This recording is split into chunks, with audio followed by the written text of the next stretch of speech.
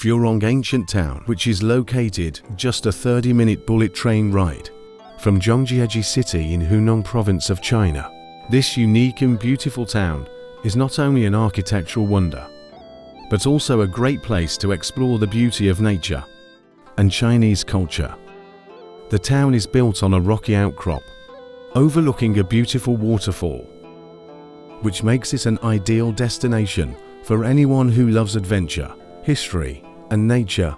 You can explore the town by foot. In addition to its traditional architecture, Furong ancient town is also known for its unique local cuisine. The town's cuisine is a mix of traditional Chinese and local hill tribe cuisine, and you can find delicious local dishes such as smoky bamboo shoots in most local restaurants.